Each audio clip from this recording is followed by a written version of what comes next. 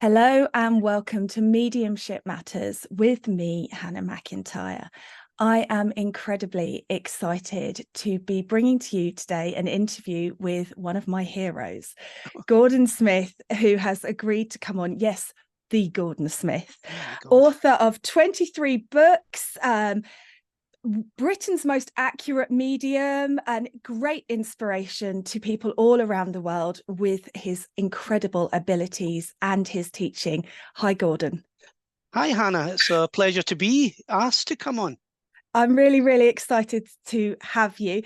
Now, I want to start straight away today, Sure. the way that I always start every interview on my podcast, which is, how did you begin with all of this? I know it's been 30 years. I looked on your Yeah. website earlier, but how did it all start for you?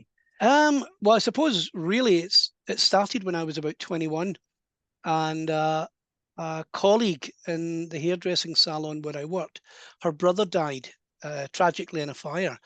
And it was at the moment of his death, he somehow managed to appear in my bedroom spiritually. So, I mean, as a young guy, I had never seen anything like this. As a child, I had experienced several mediumistic moments which I wouldn't really have understood or knew how to frame them. Or so at the age of 21, and it was the most remarkable experience because for a moment he was real in my room, like solid three-dimensional, not glowy or see-through. Or and my heart started to really race like this, boom, boom, boom, boom, boom. But there was something, I wasn't actually afraid of it. It was more as if I was, I don't know, contained within something that was beating. I kind of now look at that and see a whole different spin on it. But the thing was, where Brian just smiled at me, that was the guy's name, and he just sank through the floor. And I sat up and thought, oh my God, I had a crazy vision at that moment inside my head, like a dream. It was 3 o'clock in the morning, so it was hard to know, was I dreaming? The whole thing was crazy. And I saw two police officers, male and female, coming towards my front door. And it's like part of the dream, an extension of the dream. The door knocked really loudly, and I jumped out of bed, threw on some trousers, and ran. And as I opened the door, it was a male and female police officer with some keys. And they said, Gordon Smith. And I said, yeah. They said, there's been an accident. And we've been asked by a Miss Christine Peebles to give you these keys to the salon. And I said, is she okay? But something inside me said, they've already said she gave them the keys. And Yeah. the whole thing with her brother Brian went out of my head because all of a sudden my thoughts were on Christine. So when later that morning I realized her brother had died, um, and that was the start of my journey as an adult in mediumship. And yeah, from there on, Wow. Christine asked if I would take her to see a medium, and I had no idea how that worked. I thought, I've never been to a medium. I don't know what mediums are, and well, really where you would find one. And through the network of hairdressing that I was part of, everybody knows everything in hairdressing. You just make a call, and then before we knew it, somebody gave me a church, and that was it. I walked in the spiritualist church, and I felt I'm home. Something just said, "You're home." It was an incredible feeling. Wow. That's amazing. And when Yeah. you work with spirit now, do you ever get full apparitions like that? Was that a one-off? No, it's not a one-off, but it's one of very, very few. I would have liked to have had more, but then, in hindsight, no. Once you learn to trust it, then a new form of understanding and language begins. You learn the language of spirit, which isn't them having to come into our terms. They're teaching us to take our mind to a more cerebral level. For them just to keep appearing, we learn nothing. So we have to advance mentally, emotionally, spiritually. Love it. And that's Mm. really interesting because that was answering a question that some of my students were asking me Ah, last night, and you've just come excellent. in and done it straight There you go. away. So I wanted to talk, first of all, obviously you've written a lot of books, but I you've got have. a new book out, Where Two Worlds Meet. So could Yeah. you just introduce that to us all, please? Yeah, where two worlds meet, I wrote specifically for children or people in the deep stages of grief who don't understand it. So essentially children, because I worked with lots of families where you would see the family and you'd have maybe a little child who was 8 or 9, 10, and they'd be looking at this medium guy, this man who's walked out of their home with pleading eyes of please help. And it was just something that said, who talks to these kids Yeah. in a way that it's not religious or you're not leaning them to anything? Who gives them an understanding of life after death or just of life and death? because Yeah. a lot of people don't. And I could see that these kids were feeling the emotion of their parents who were shrugging it off. Everything's fine. Your sister's in heaven. Yeah, heaven must be terrible because look what it's doing to my mum and dad. How can it be beautiful? So I put together Where Two Worlds Meet as a kind of aid to children's grief. It's turned out that more adults are reading it than children because a lot of them get taken back to their own young life and think, oh my God, when my dad died, I felt that, or when I lost so and so. So it has many, many messages, and because it's fiction, I was allowed to play in the world of fantasy and use animals and the childlike mind of children. And basically, I created a new language called sense, and only children and animals could talk sense. Human adults had lost their ability to understand sense. So the wee boy ends up becoming a part of nature and the natural world, who teach him that actually life and death are part of the same thing. They're not opposites. And that this is your hard body, but you have a light body. And the light body lives on, and the hard body has to go back to something in the earth. And basically taught him the whole kind of wheel of life and death and beyond. And it was something lovely that I taught my kids when they were growing up with their father as a medium, when they'd say, you know, Dad, do you really see people who are dead or hear them? So I would tell them a little bit about what I called Lightland. And that's where the whole idea originated way back. Oh, I And I love thought it. I'll bring Lightland into this so that kids can see that, wow, all your light stuff, your dreams, your memories, your reflections, your hopes, and they don't die. That's the lighter part of you, and that travels on. So that was Where Two Worlds Meet, and it was a joy to do. It's a joy. I listened to it and talking book recently, um, and I was moved, so moved. I thought, what, did I really write that? It was one of Yes, you those, did. and And I did actually. Yeah, yeah, and I'm not surprised that adults are listening to that, yeah, because I had a soul midwife on the podcast quite recently, nice. and that's been very interesting for people, Mm, because it really made me, even me, who as you do yeah, communicates with both of us, how much we don't talk about death, how yes, much we um hide from it, and it's not part of our conversation. So yeah. I'm not surprised that adults are reading that as well, just to help them open up to it in a really gentle Yeah. way. Well, I think also the behavior of the parents in the book, which was a natural behavior if you lose a daughter or a child, and both one the mother was kind of angry at God and angry at life and angry at everything. So, but you know, and her, she had these traits where her kid would talk to her. So she was fraught with anger, but she'd smile at him. But the kid could feel, and he just wanted to remove his mum's anger. Yeah. And with his dad was just brokenhearted, but trying to be a man, trying to no, all his and the boy would feel, and he just wanted to hold his dad. So you would again, there's a description of how men and women suffer grief. Grief is grief, but Yeah. within society, men are seen to be women more kind of open to the hurt and pain and moving through it.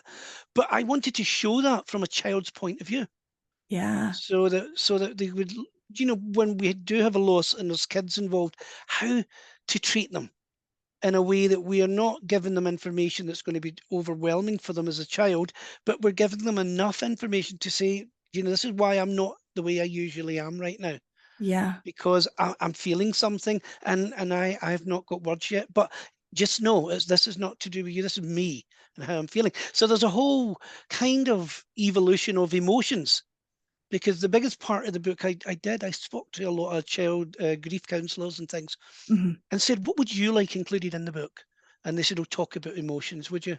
Please Yes. educate children on emotions.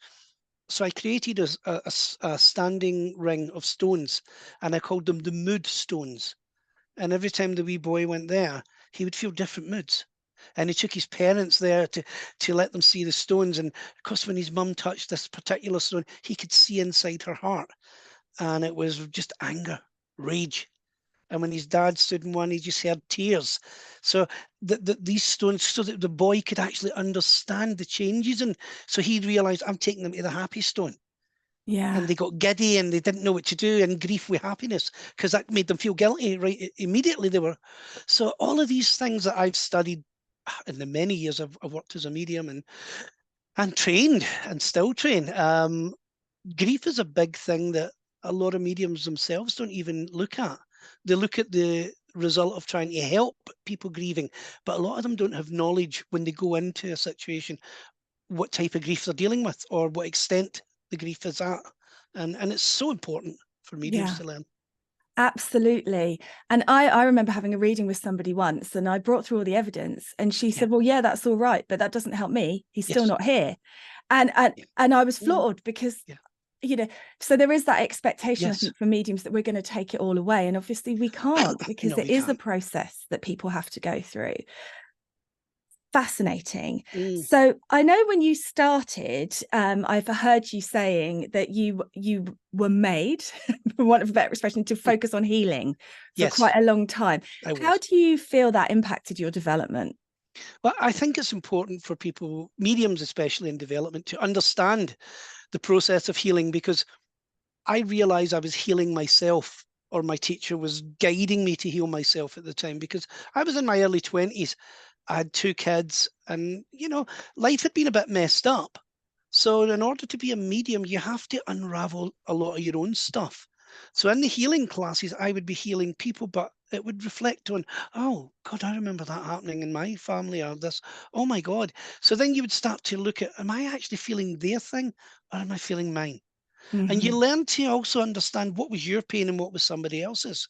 So the healing class was really good for recognizing levels of hurt Yeah. in others. So, and it's the same when that to me transferred into my mediumship, that you could tell when somebody was having a message from the other side, and it was, oh, I've got your gran here, and she tells me she died 12 years ago and she had a lovely life, and you could feel that there's no hurt there. There Yeah. wasn't a need for healing in that message, but there'd be others where they were so raw and tender. And I realized that in the healing class, I was also developing sensitivity, and mediums need sensitivity.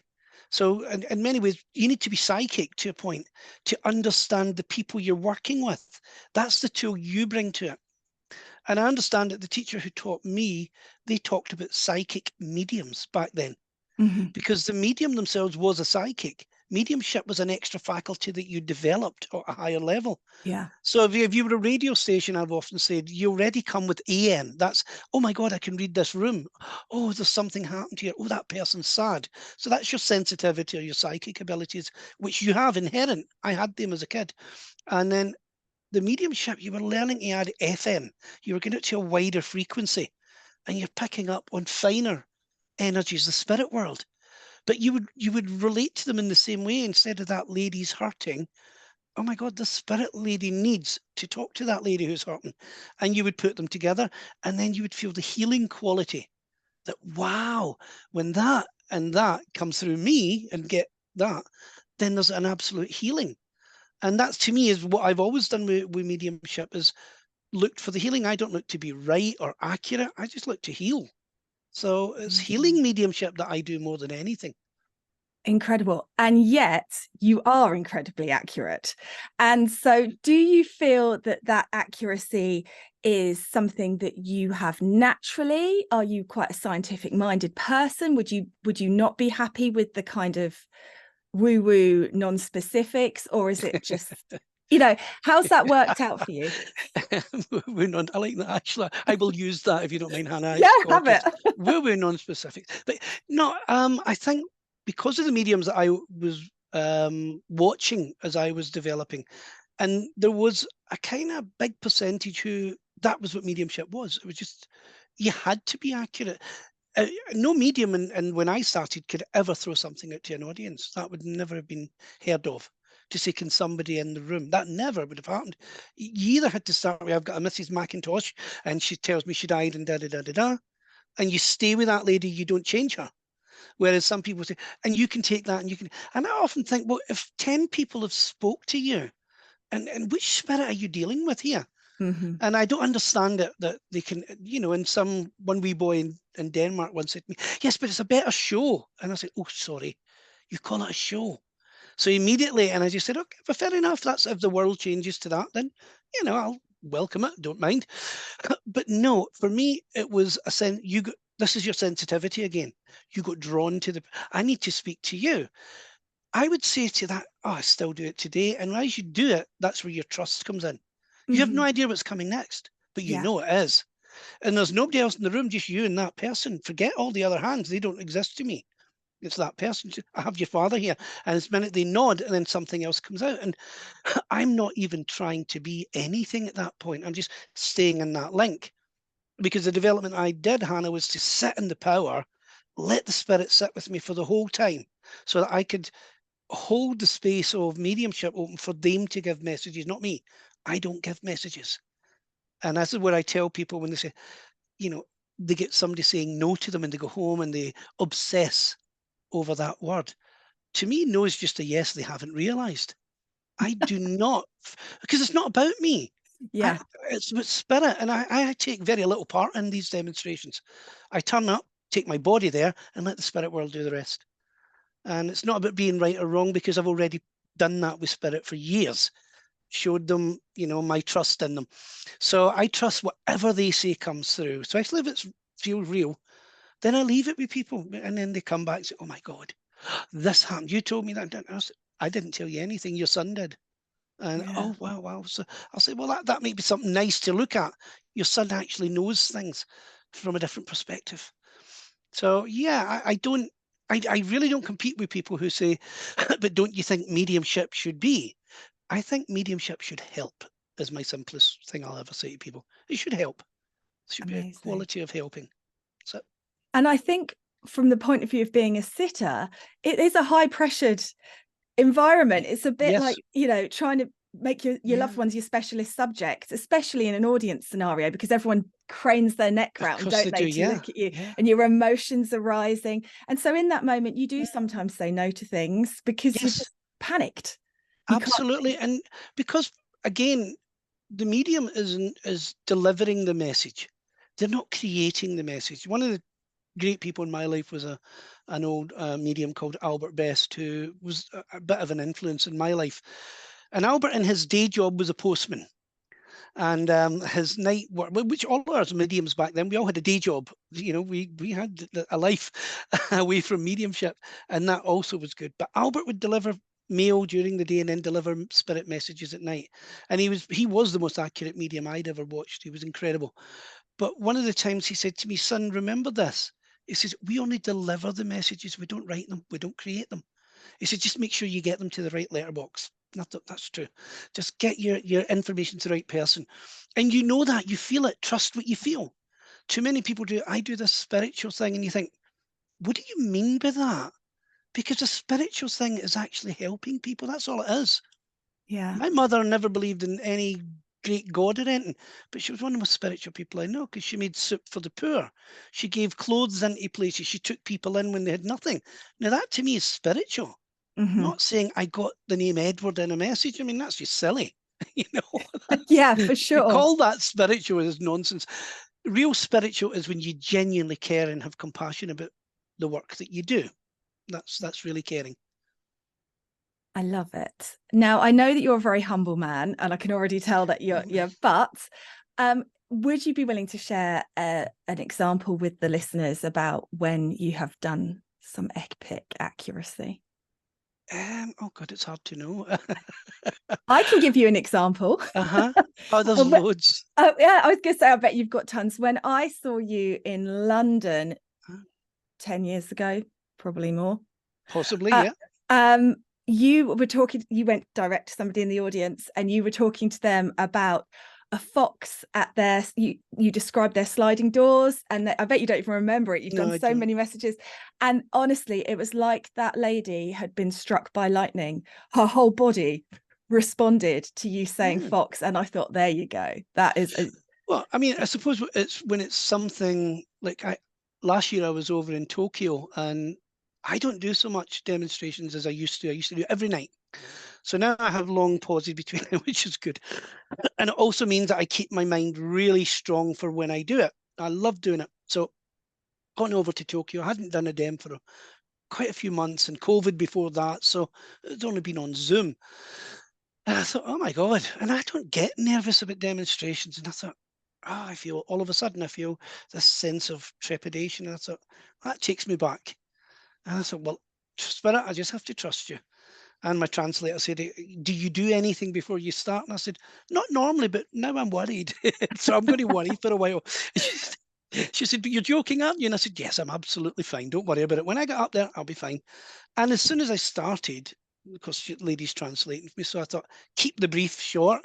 Hi, I'm a medium, da da da da da da. And the pointed to a lady, ma'am, can I speak to you? And this little lady, yeah, yeah, you. And I said, there's a Mr. Oganawa here. Is your husband? And she said, oh. And then, of course, everybody went, phew, people came from everywhere. They were in a, like a mind, body, spirit type. So everybody was leaving their events and ended up with thousands of people. And of course, the messages just came like that. And it was, I mean, even at the end of that, I think one of the, not evidential, that was evidential, and there was many Japanese names, streets, towns, cities, dates of birth, dates of death, all that stuff. But the nicest thing that happened to me was I came off the stage, a little, I mean, I'm not tall as a guy, but this woman was shorter than me, and she came up and she kind of put her hands in prayer in front of me and said, my boy died. Is he okay? And I'm slightly taller, and I put my hand over her hand like this, and I was wearing Buddhist prayer beads that I'd been to see this wonderful Buddhist chap the day before, and he empowered them. He did a blessing on them. So I felt really great. My beads I've had for 20 years. And as I did that, they rolled from my hand onto the lady's arm. And she said, oh, you, and I said, no, no. I said, now they're your beads. And I said, these have been empowered by a beautiful lama. And I told her who, and she said, oh, she says, I've been trying to get to see him since my boy. I said, well, there you are. Isn't that a beautiful gift?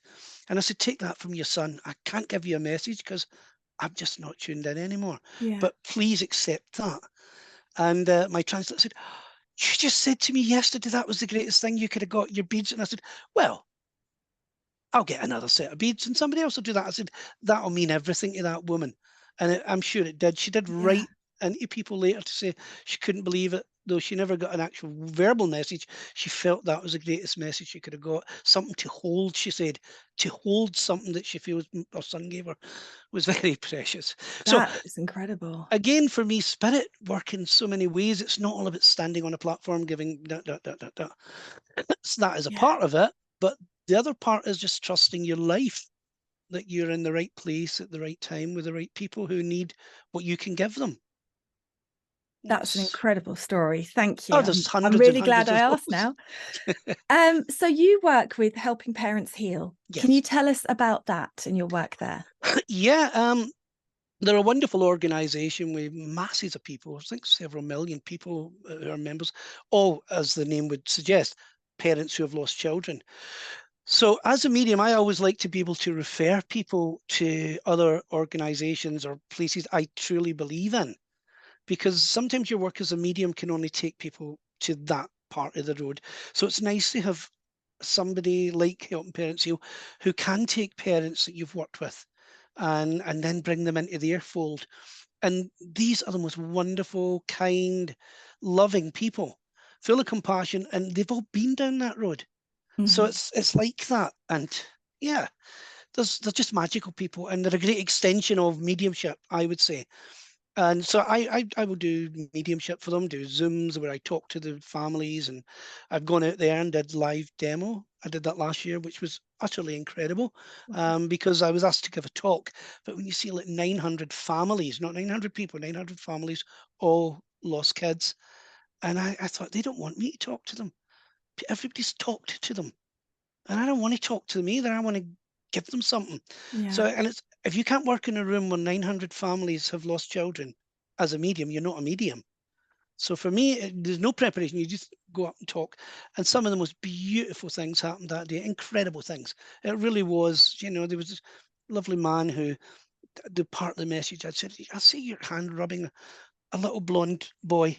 I said, he's this height and da da da. I see your hand. I said, but your hand's down, you're holding his hand. I said, and I'm hearing the Beatles song, I Want to Hold Your Hand. And they were like, oh, and the guy couldn't speak. And I just carried on with the message. I said, he's just showing me Abbey Road. There's something to do with the Beatles here.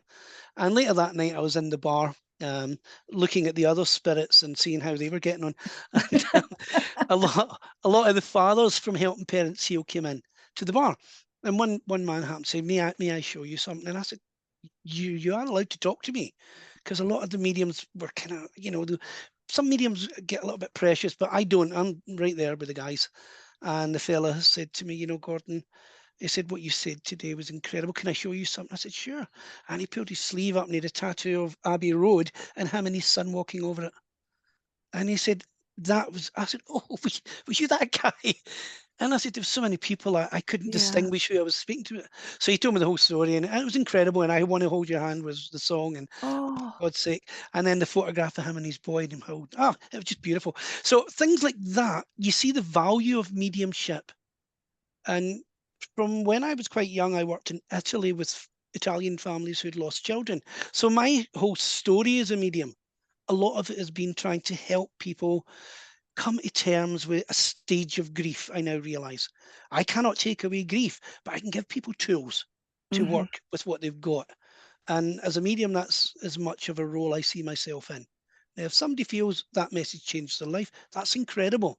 But I'm set to heal. That's it. I yeah, try to let people leave me feeling better than when they came.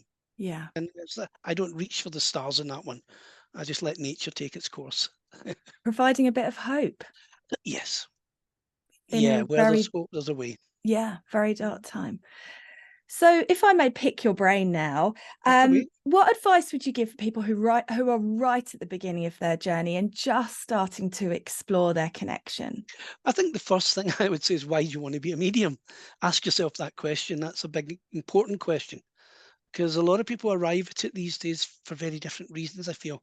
Yes. But ask yourself the question, why? Why me, and why do I want to do this? Because you commit yourself to something. As I say, it's a long journey. If you're a true medium, it's for life. It's not, for Christmas. No. Mediumship is for life. But so you ask yourself that question first and think, am I truly dedicated to doing this? And Yeah. you need the real elements of mediumship, and one is dedication and devotion. That kind of quality has to be there. You also need to develop compassion. You also need to understand yourself. There's all these qualities that you have to examine. Am I well enough to do this? A lot of people come because they're very broken, Hmm. and you think, can you truly sit down with other people, or are you just going to cry? Are you going to get Yeah. caught up and be so sympathetic in their ordeal that so you got to be an emotional lifeguard, and that takes training. And for me, it was 7 years in my first development circle to train how to cope with my own emotional state. Yeah. Because you can't pull people out of the emotional seas if you end up in it with them. So for me, I can stand at the side, be unemotional, and help pull people out of an emotional turbulence or whatever. So you need to look at that, because you're carrying a lot of people's heavy stuff. So you need to be psychologically robust. So Yeah. you need mental training. There's a whole lot goes on. And if a medium isn't kind of doesn't have everything in their toolbox to prepare for all of that, then they might find 2 years down the road they're exhausted. Yeah. They have exhausted their compassion, they have exhausted their resilience, they've exhausted their trust and belief in spirit. And that's when you start to hear, why did spirit let me down? And you think spirit never let you down. So it's like anything, Hannah. If you were going to run a marathon, you don't just go and run a marathon. You take a long time to train your body to cope with it. And that's Absolutely. the same. So for me, it was all mind gymnastics, mind yoga, mind exercises to train so that my mind became psychologically robust. That is a big important part of being a medium. Don't rush into it. Get to know self first. If you cannot understand self, you'll never understand an unseen spirit world. You'll never understand that. So Absolutely. And we want, the thing is, a lot of people, I think, come to mediumship to escape themselves. And yes, it is, you want to be out floating in the you ether. And I'm like, absolutely no, no, do. no, this is all about being here Yeah. with you. And I completely, yeah, Well, completely do you know, agree with that. Hannah, one of the things I enjoyed doing, I was asked, which I thought was ridiculous back in, I can't remember, 2002 or something. I was in London and somebody said, would you come and speak to an acting class? And I said, are you kidding me? An acting class? Why? And they said, because you do trance mediumship. You take on the identity of another spirit being. Could you talk to actors about what that feels like? I thought, okay, this will be interesting. Yeah. And I did it. I enjoyed it. They asked me to come back and do it again. And I was saying to them, when you work as an actor and you become a person, if it's a series, I mean, they were proper actors, not kids learning. A lot of them you see in your soaps, and a lot were appearing on the West End stages doing Shakespeare and things. And they genuinely wanted this. Mhm. And they said, how do you let go of the character? And this was really interesting. And I said, well, here's the first thing. you are you. The character is only a character. I Hmm. said, so for me, the spirit is only momentary thing. It's a momentary appearance. I said, and the same would be if you were being Hamlet. You know, you are, and then you need to learn how. I was going to say to be or not to be, but is that too cheesy? That's really, I know my Shakespeare. But anyway, so I probably used that. But the idea was showing people when to disengage. And Yeah, that was a big lesson. I said, it's one thing to take on a spirit message and deliver it, but to then become obsessed with it yourself. Once again, the mentor training comes in of when that's enough. And yeah, you go back to being you. Really, really strong mind. All of this should be done before people are allowed to actually work with the public. I agreed. mean, I was 7 years in training with my first teacher. And at the end, she said, the moment you walked in the doors of my church, you were a medium. She said, what I worked on was the person. She said, now, if you were in a medical school, she said, we wouldn't give you a scalpel on the first week. She said, but what you could do to people's emotions with bad words and the wrong phraseology and even the lack of compassion or empathy, you could destroy a mind. And I thought, wow. And she said, that's why it took 7 years, Yeah, so that you were responsible enough and did the appropriate thing when giving a spirit message. Because again, it's important that mediums know what they're doing. Really yeah, important. Rather than saying, I'm not sure what's happening here. That's never a good thing to hear a medium say. yeah. No, doesn't And I instill have confidence. said it when I was younger. Oh, do you know what? This is not clear. No, no, stop. You need to train yourself so that you're in control of a reading, you're in control of a platform. You don't let people take that away. You are the force that you've trained to be. And therefore you're confident in everything you do. And that's when you're ready for the platform. When Yeah. when it feels like, yeah, I can do this. I love it. And I saw on one of your blogs on your website, you wrote that you teach with kindness. Why do you think Yeah. teaching with kindness is so important? Well, I don't think you have to shout at people. First of all, I think the way Spirit teach and they taught me, because most of my teaching I got was from Spirit, and that's how Mrs. Primrose allowed us to do it. Sit with Spirit and let them show you the lessons, let them teach you. So Spirit are compassionate and wise. And for me, if somebody gets something, unless they did something horrible to another person, I would stop that immediately, because that's kindness. Stopping somebody from hurting someone is kindness. So Yes. remember, kindness is a double-edged sword here. Sometimes kindness is saying, no, stop that, or that's wrong. But the way you treat them after it is not to make them feel bad, to say, let me show you why you did that, or let me maybe point out something. So when that's what I mean by kindness. A good Hmm. teacher should never have to raise their voice to anybody in any situation. A good Hmm. teacher watches. I watch all my students when they're doing their early platform work, and I don't tell them anything other than they've been taught. I let them go on. I let them finish the message. I don't stop them mid-message unless it's damaging to the person, then I would. Hmm. But I watch their process because I want to see what they're doing. And I don't want them to be copying me or copying other mediums. I want them to be a version of themselves, the best version. And some may do something a lot that seems a bit annoying to a lot of the people. And I think, well, can I ask you, are you aware that you're flying your hands about in front of your face when you're talking? And they go, because I do it all the time. And they're like, do I really do that? And I said, I'm not telling you to stop, but what I'm telling you is it's distracting a lot of the things in a public demonstration. And I said, I'm only telling you, be aware of it. That's all. I said, but your information was excellent. So I'm not going to say no to that.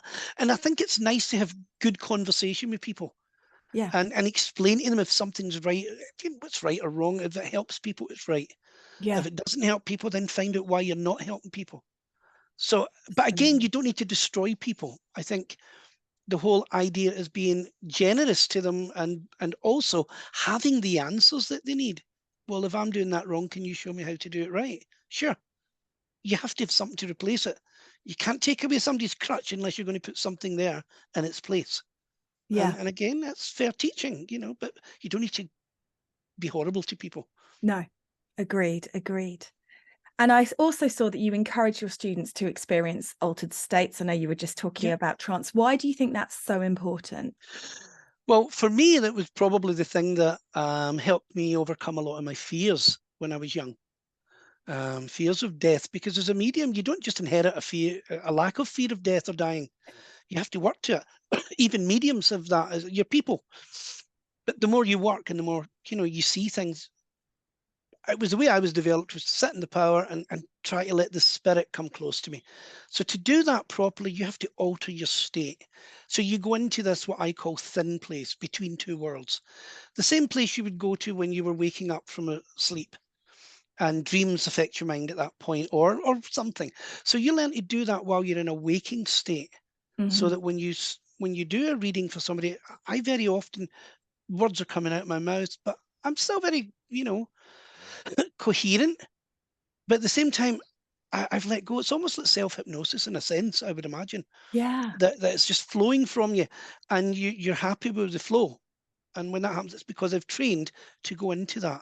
Now, I've also trained people to understand things about that, because out of body experiences is a part of that, and letting people truly understand what can and can't happen with this stuff. Because some of them come with crazy ideas. But if I close my eyes and, and I go too deep, what will happen? Say, how deep do you want to go? You'll fall asleep. Yeah. That's the worst thing that can happen to you, is you'll fall asleep. But it's the Absolutely. ideas you take into that meditation that are sometimes a little bit off the track. And again, anybody who comes with, their own version of incredible things that will happen when they close their eyes. And I will ask them, and again, with kindness, to say, can you explain to me why it is you see unicorns, and you go off to this wonderful fairyland? Why do you think that is? And I will never ridicule people, and I'll say, okay, because one thing I did study, which not for everybody, but definitely for me, was Carl Jung. I wanted to understand symbology, because Yeah. the mind throws up symbols a lot. And then I'll talk to people. So could it be a symbolic type of mediumship you're working with? So tell me what a unicorn means to you. And what does it mean to be in this other world? Tell me what that's like. It sounds like you're very safe there. And before you know it, you're unraveling their psychology. Not that I'm not a psychologist, but I'm letting them see, oh Yeah. my God, when I was young, I was scared of that. And I used to lock myself into this thing. And so you would find, as part of their spiritual development, their fantasy was actually a tarot card. Really, you Yeah. can read it. Yeah. So everything is symbolic if it's not understood in this form of reality. And once again, studying psychiatry doesn't really harm a medium to understand mental states and emotional states and fantasies and stuff like that. So Yeah. Oh, fascinating. And you've got a book called Animal Magic. You have yeah, connection to animals. yeah. Was that something that happened naturally in your communications with spirit, or was it something you consciously decided to develop? No, that just been part of my life, and I don't know when it started. I don't know, remember the actual message when it started, but yeah, I have so many messages. I mean, I think one was a lady who, when she came along for the reading, and she was from Spain, I think, and I started to talk to her. I've got your grandmother here, da da da, and she nodded, and yeah, yeah, yeah, got all of that right. And it was that. Oh, this lady's not looking for that. Yeah. Come on, spirit, what do you need? And then this beautiful big Doberman came through, and its name, whatever. And then right after that, I was reading for a Swiss man. And as soon as and I don't know if that Doberman opened the floodgates, but the next one, this guy came, and his dog was called Pongo. And I said, it's a Dalmatian. And it was killed on a railway track. Oh, the man just, no. And I said, but do you know what? You've had a headstone made for the dog. It's in your garden. And he showed me a photograph of it. He did. And he's like, is my dog really here? And I said, the spirit of your dog is here. The consciousness, yes. And he said, but why? And I said, you loved it. It loved you. There was a bond. That's all you need. That bond is created. That won't die. So that kind of began, and then, oh God, every kind of animal has come through. It's been ridiculous. I And love I it. don't only give messages from animals. Some people think I'm Dr. Doolittle of the mediumship world. I'm really not. And I don't talk to animals. I sense them. And it's that language of sense I mentioned that's in the book with the little boy and the animals. You feel, as a sensitive, what that animal needs, or how it's trying to convey something. And that's how mediumship works as well. If I'm working with people in Japan and I don't know the language, I still have to convey the feeling. Yeah. And that's where being in the slight altered state, an overshadowing, I would call it. To Yeah. go into that overshadowing allows the character to come really through you, and you can animate the spirit, allow them a moment in this realm, just a moment, and it's enough to be recognized. I It love really it. is. I asked that purely for selfish reasons because Yeah. I've always been a human communicator. And then recently, in the way, as Animals. soon as you get comfy, Yeah. all of a sudden a dog's come in and I'm like, who are you with? And the Yeah. dog's like, no They're one. And I part go, of the oh, family, though. Yeah. And okay. with when I wrote that book, Hannah, I was co-writing it with a lady. I was on the road all the time, and my publisher said, "Look, if we bring a ghostwriter, Yeah. ghostwriter, there you go, to come in, and me and her worked together, and she put a thing out on the internet saying if anybody has an animal story they'd like to share, well, we had to shut it down. I mean, it was so many thousands of things that came in, and we wanted to show the consciousness of animals, and also to have a kind of understanding of how people have been treating animals. You know, because there's a heck of a lot of cruelty, and you think Yeah. cruelty shouldn't exist in any realm in this day and age. We've evolved, but it does. So there was a lot of awareness of animal awareness in it as well. But yeah, I think it develops with you. And I mean, it's not something I would be called an animal communicator. I'm not. I'm a medium. And if that means your loved one is a poodle, it doesn't matter. Or Yeah. whether your loved one's I think one of my funny German stories was in Frankfurt saying to the woman, I've got your husband, his name's Karl. Oh, actually, it's Karl Heinz. He lives in Berlin in Bahnhofstrasse. She says, yeah. And I thought, oh God. I thought, well, honey, I don't get much better than this. That's as Yeah. good as I get. I've got the man, I've got his name, his address, all the things. And then eventually I thought, come on, give me something. And I said, he has a terrier dog with him. My hund, my hund. And she went crazy. And I thought, poor Hans, what's happened to your husband? But I love to tell that story in Germany because a lot of the people, when you're doing a demo, don't understand how it works. So I use that sometimes. It's a real story, and I use it to make people see that, come on, I need you to talk back to me. I need you to be involved with it. Your loved ones are trying to communicate. But it's a great thing to show that this woman had more of a bond with the terrier than with her husband. That is hilarious. And so that, I mean, that's so true for so many It really is, people. yeah. So Yeah, I'm not absolutely. surprised. So do you believe that your journey with spirit has been predestined or one that you have created through your passion for it? I think a bit of both. I think it's part of your destiny or a potential part of your destiny. And you can either find it or you can walk past it. And for me, I had several opportunities. I had several things happen in my life. And then the one that I mentioned earlier was Brian when he appeared. That kind of then said, okay, follow it. Mm-hmm. Because through my young life, I had many different occasions of some paranormal, some mediumistic, some psychic. So I had lots of things, seership, seeing things in the future. So there was flags there. But Yeah. I'm a great believer that you can still turn a different corner Yeah. and you can say no. And your destiny, I think your destiny is a many kind of fold path that when you come to that point of personal choice, that's the point that we are involved in. So you have the Yes. potential to be, I mean, I was a hairdresser at that time. I had so many options because I love doing lots of things. I love cooking. I'd started being a cook for a while. So I had many, many options of careers to travel and all the things. And then I followed that. I Yeah. was a sports coach. I was a champion gymnast. I was all sorts of things. So I think I just like doing what I do, whatever it is. Yeah. For me, all these options were sort of signposts, and then you get flagged up with something and you follow a flicker. Something happens and you follow it, and then you're on that timeline. Now that timeline will run until the next personal choice day. I'm Yeah. back at the crossroads again. So I think we have a time to be born and many potential times to pass, to leave the world. And really a lot of it is down to the different choices we make at pivotal moments in our life. Yeah. When it's an important, the big choices, them, everybody knows them. You go, oh, and it's because we don't know what to truly do with them. These are the moments where nobody can help you. Don't ask spirit for guidance on those ones because they won't. They'll be Yeah. there on whatever road you take, but you sometimes you're the one that has to make the next step on the journey. And that's Absolutely. okay. You learn to get good at that. Yeah. Yeah. I love it. I love it. Now you've also got live events and you're running groups as well and Yeah. teaching online Mm, as well, aren't you? So you've got your yeah. Happy Medium events with James Van Prague. Oh, They that's look fun. amazing. And you've got teaching coming up, I Yeah. believe, although it sold out really quickly, didn't it? When I Yeah, the online ones, well, the Zoom ones and things we do, they're sold out in less than an hour normally. Amazing. Wait and listen, wait and listen, wait and listen. But yeah, so if anybody's interested, just watch the website for that, because we are introducing new things. One of the things I love, Hannah, is that I've I'm still learning as a medium. I tell everybody that I'm still growing. I learn new things. I go walks in the morning, 6 o'clock in the morning with my dogs in the countryside, and I really feel things from spirit. And that's when I get my beautiful moment with spirit. That's my two worlds meeting. And I just get a knowing for a moment. No, I'm not some great clever sage. I'm not. A moment where I think, oh, wow, let's add this. Oh, I never thought telling people this, or here's a new way to deliver that, how to be a clairvoyant. So new additions come because I'm open to it. I'm not rigid.